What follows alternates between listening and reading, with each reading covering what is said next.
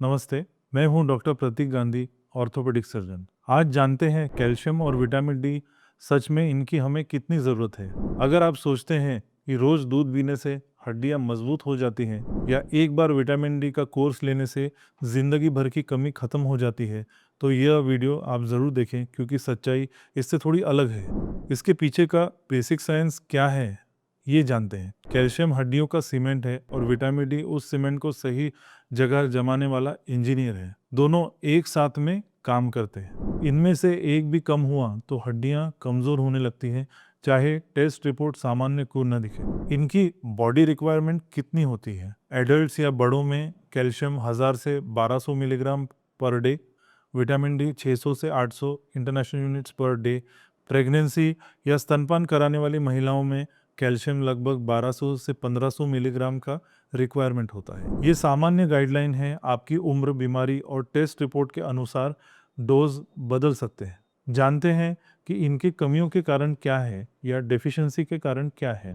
Vitamin D की कमी के कारण है, जैसे धूप की कमी जो सबसे आम कारण होता है। गहरे रंग की त्वचा में विटामिन डी कम बनता है।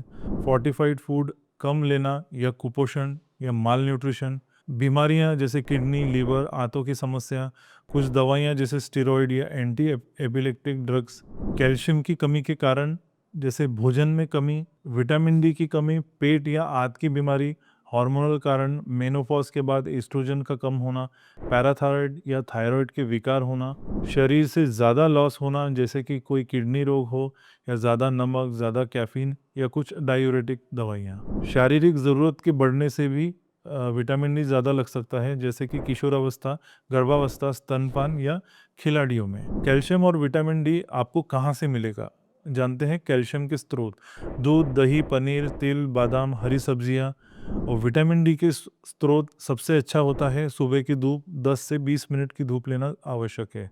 अंडा या फोर्टिफाइड फूड जैसे कि मिल्क। सप्लीमेंट्स लेना कब ज़रूरी होता है? इन्हें टेस्ट या लक्षण होने पर ही ले, जैसे बार बार हड्डियों में दर्द होता है, मसल्स में कमज़ोरी होती है, बार बार फ्रैक्चर होता है, ऑस्टियोपोरोसिस। खुद से कभी सप्लीमेंट ज़्यादा ना ले क्योंकि इसमें नुकसान भी हो सकता है, जैसे कि किडनी स्टोन या शरीर में कैल्शियम जमा होना या विटामिन डी टॉक्सिसिटी। सबसे बड़ी गलतफहमी ये है कि लोग सोचते हैं कि मेरी रिपोर्ट तो नॉर्मल है, मतलब सब ठीक है। लेकिन ब्लड कैल्शियम अक्सर नॉर्मल रहता है। शरीर ज़रूरत पड़ने पर हड्डियों से कैल्शियम निकालकर कैल्शियम लेवल को बैलेंस करता रहता है। इसलिए जिन्हें बार बार फ्रैक्चर होता है या कमज़ोरी रहती है, उन लोगों में बोन डेंसिटी टेस्ट ज़रूरी हो सकता है। आइए जानते हैं कैल्शियम से जुड़ी कुछ भ्रांतियाँ।